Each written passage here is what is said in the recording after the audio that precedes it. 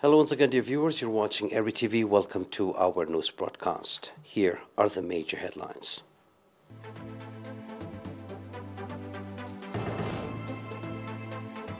"133 patients diagnosed positive for COVID-19.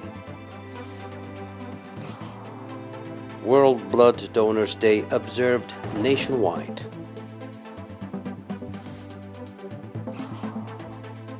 Gunmen storm villages, kill dozens in Nigeria.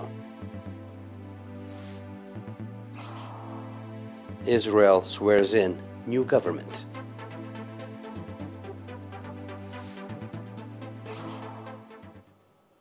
Announcement from the Ministry of Health. 133 patients have been diagnosed positive for COVID-19 in tests carried out in the past 3 days at quarantine centers in central, southern Gash Barka and southern Red Sea regions. 81 patients from these are from quarantine centers in Asmara, Central Region. 46 patients are from quarantine centers in the Kamhare, Mandafara, Adkhwala, Arraza, Dbarwa, Sanafe, Kwatit, Southern Region. 3 patients are from quarantine centers in Adbara, Gash Barka region. The last 3 patients are from quarantine centers in Asab, Southern Red Sea region. On the other hand, 142 patients who have been receiving medical treatment in hospitals in the Central Region have recovered fully and have been discharged from these facilities. The total number of recovered patients to date has accordingly risen to 4,420, while the number of deaths stands at 16. The total number of confirmed cases in the country to date has increased to 4,981. Ministry of Health, Asmara, 14 June 2021. Owing to the increased awareness of the society on the importance of voluntary blood donation, encouraging achievements is being registered in the effort to enrich National Blood Transfusion Center and other health facilities. The report was made in a statement issued by the National Association of the Voluntary Blood Donors in connection with 14 June, World Blood Donors Day. The statement underlined that as a result of the sustainable awareness-raising programs through the mass media and other outlets, the number of voluntary blood donors has significantly increased. A number of communities, families, as well as the youth and students are taking the initiative to voluntarily donate blood, and that in 2020, 93% of those blood demand of the National Blood Transfusion Center was met, the statement added. In related news, 14 June, World Blood Donors Day was observed nationwide on 13 June at the premises of the National Blood Transfusion Center and the premises of representatives of ministries, national organizations and institutions. Speaking at the event, Dr. Johannes Techeste, Medical Director of the National Blood Transfusion Center, detailing the significance and objective of the day, said that the number of voluntary blood donors is increasing from time to time and called for reinforced contribution with a view to meet the safe blood demand of health facilities. Nurse Barakhat Musazgi, Secretary of the National Association of Voluntary Blood Donors, on his part, gave extensive briefing on the strengths and weaknesses of the association, as well as on the implementation of charted-out programs. The event featured cultural and artistic performances. 14 June, World Blood Donors Day, is being observed for its 18th time, both nationally and internationally.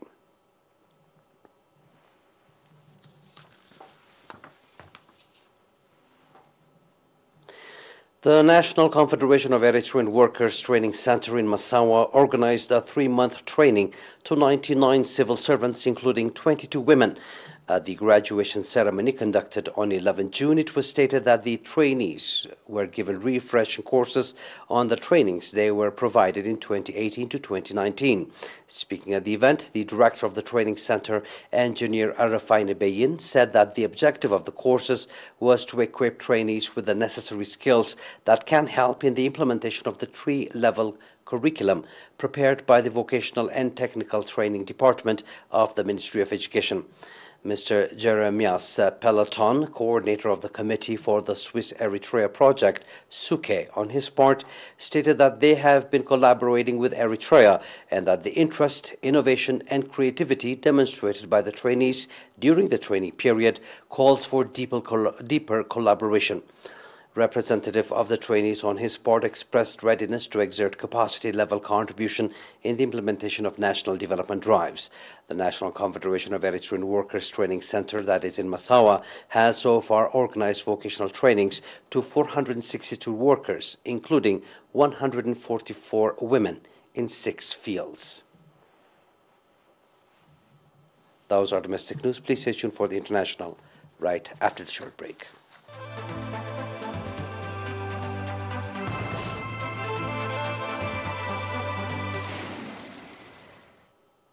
Assailants on motorbikes raided several villages in northern state of Nigeria, attacking farmers and pursuing those who attempted to flee, police and residents say. Armed assailants have killed 53 people in northwest Nigeria's Zamfara state, according to police and local residents, the latest violence to hit the restive region. Many motorcycle-riding gunmen known locally as bandits on Thursday through Friday raided the villages of Kadawa, Kwata, Muduba, Ganda, Samu, Swaloa, and Ashkawa in the Zurmi district, AFP news agency called the sources and saying the news on Saturday. The gang shot residents, attacked farmers in their fields, and pursued others who fled to escape the assaults. Zamfara police spokesman Mohammed Shehu said 14 bodies had been taken to the state capital Gusau on Friday and added that the policemen were deployed in the area following the attacks. Local residents said 39 more bodies had been recovered and buried in the neighboring town of Duwaran. Villages in the Zurmi district have been repeatedly raided by bandits, and local residents blocked a major highway last week, calling on the authorities to end the attacks. Northwest and central Nigeria have in recent years fallen prey to gangs of cattle thieves and kidnappers who raid villages, killing and kidnapping residents, in addition to stealing livestock after looting and burning homes.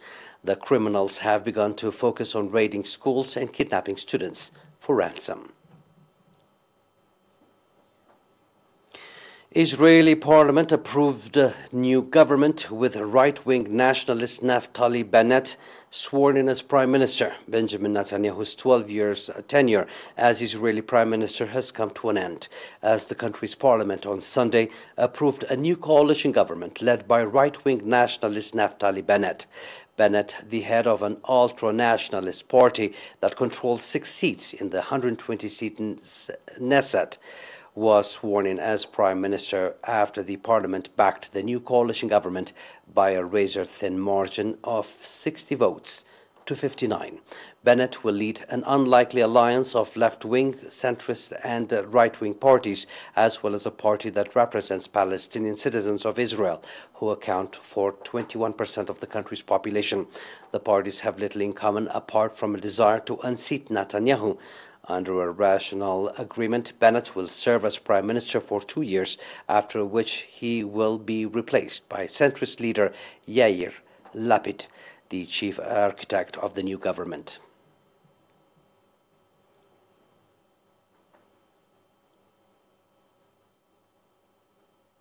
Shenzhou 12, meaning Divine Vessel, will be the third of 11 missions needed to complete China's space station by 2022.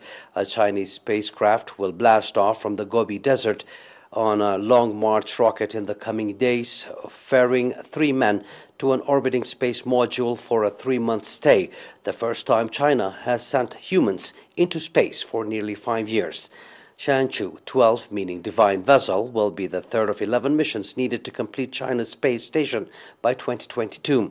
Among them, 4 will be missions with people on board, potentially propelling up to 12 Chinese astronauts into space, more than the 11 men and women that China has sent since 2003.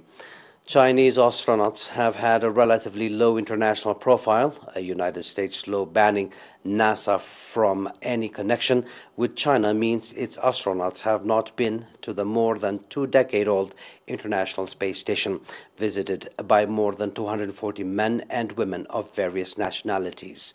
China which aims to become a major space-faring power by 2030, in May, became the second country to put a rover on Mars, 2 years after landing the first spacecraft on the far side of the moon.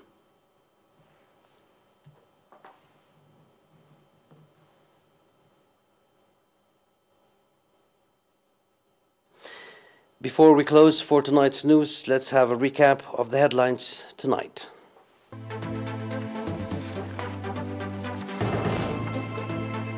"133 patients diagnosed positive for COVID-19.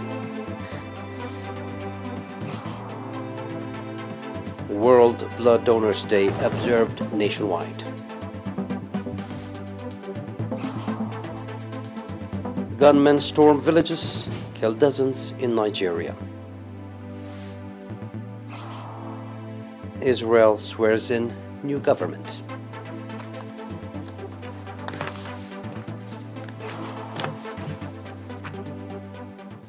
And that was all for tonight, dear viewers. It is good night from us.